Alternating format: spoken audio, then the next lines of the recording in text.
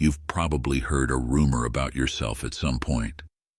Maybe it was subtle, something whispered in the background, a half-joke, a passing comment that wasn't meant to be heard, but somehow still reached you.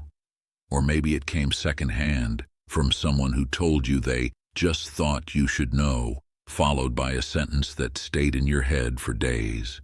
You didn't ask for it, you didn't provoke it, and yet, once it was there, it started to shift something in the way you moved through the world. People began to treat you just a little differently. Their words were the same, but their tone wasn't. Their eyes lingered just a second too long, or avoided yours entirely. The conversations felt more careful, the laughter more forced.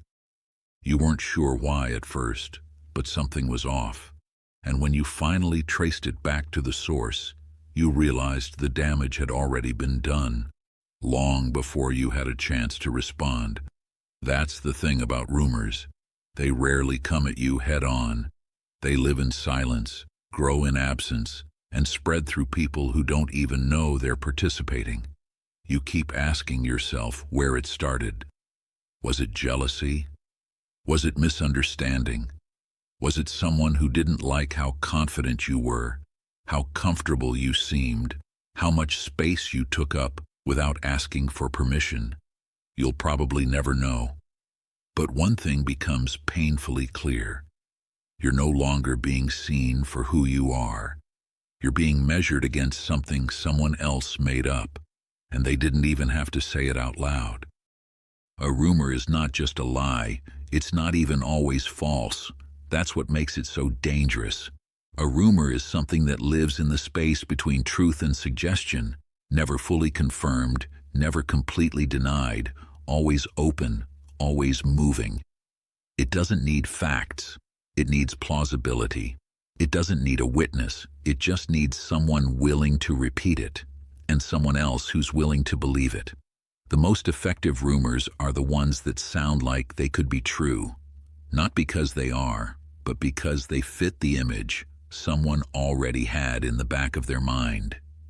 If you're quiet, they'll say you're hiding something. If you're confident, they'll say you're arrogant. If you're ambitious, they'll say you've stepped on people to get where you are. It doesn't really matter who you are. What matters is who they need you to be in order to make the story feel real. Rumors don't travel alone. They ride on tone. They ride on raised eyebrows, lowered voices, unfinished sentences. They survive because people are more drawn to suggestion than to certainty. No one gathers around a fact, but everyone leans in when someone says, "I probably shouldn't say this, but..." And once it's said, it doesn't matter anymore whether it's true.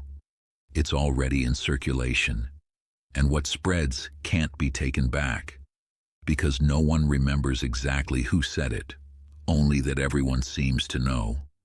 That's what a rumor really is. Not a bullet, just smoke. But you can choke on it all the same. A rumor rarely begins with malice. Most of the time, it begins with boredom, or with the smallest seed of envy. It begins when someone sees something in you they can't explain, a strength, a calmness, a self-assurance that unsettles them. And rather than ask how you got it, they ask themselves why you deserve it. That's where it starts. It could be a colleague watching you speak in a meeting with more clarity than they ever manage. It could be a neighbor who notices you never need to chase attention to be noticed. It could be a friend, someone who smiles in your face, but quietly resents how easily you seem to move through the world. They'll never say it out loud, but they'll look for cracks, and if they can't find any, they'll make one. I heard she's been acting a little strange lately. He's not as clean as he pretends to be. Something about them just doesn't sit right with me. It doesn't take much. One phrase, one carefully placed sentence. Not even a lie, just a suggestion, an unfinished idea. And then they let others do the rest. Because here's the truth. People don't spread rumors because they believe them. They spread them because they want them to be true. It gives them something to talk about, something to bond over, something to point at that isn't themselves. And once it spreads, it doesn't matter who started it. The origin disappears. The fire moves on, and it doesn't care who it burns. Most people don't notice it right away, because it's not loud. It doesn't arrive like a confrontation or a conflict. It shows up as something smaller, something you almost dismiss, a delayed reply, a compliment that doesn't quite feel like one, a colleague who used to laugh easily, now choosing their words, a group that includes you, but keeps their real conversations for after you've left the room. It's not that people are rude, it's that they're adjusting, and the thing they're adjusting to is an idea about you that no one has dared to verify. Because once a rumor is out there, people stop seeing you. They see a version of you someone else created, and most of them won't ask if it's true. They'll just start behaving as if it might be. You'll notice silence where there used to be ease. You'll notice people looking at each other when you speak. You'll hear about events you weren't told about. And when you ask what's wrong, you'll be told it's nothing.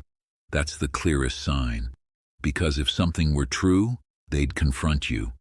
But a rumor isn't about truth. It's about distance. And when people start to distance themselves without cause, you can be certain something is being said.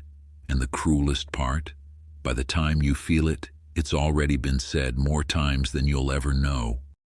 The first instinct is to defend yourself, to explain, to correct the record, to clear your name. But the truth is, that rarely works, because if someone already believes the rumor, your explanation won't sound like truth. It will sound like damage control. And if someone never believed it to begin with, you don't need to say anything at all. The power isn't in defending, it's in disrupting the rhythm of the whisper. You do that in silence, but not the kind that hides, the kind that watches. Go quiet, but sharper. Let people feel the weight of your presence. Look at them just a little longer than you used to. Smile, but not too quickly. Say less, and when you do speak, let your words feel deliberate. People will feel it.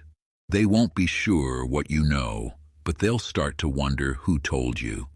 And then you say one thing, not publicly, not angrily, but directly to one of the carriers, someone who passed it on thinking they were invisible. Look at them, calm, still, and say, I know where it started, and I know who believed it. Then say nothing else. You don't need a reaction. You don't need control over the rumor. You only need control over the moment. And once people see that you're not running, not denying, not explaining, but simply watching, they'll realize something much more unsettling. You're not wounded. You're aware. And that's what makes people step back. Because a rumor can only survive if the person at the center of it stays confused, ashamed, or desperate to be understood. But once you stop playing that part, the story dies. And so does the power behind it.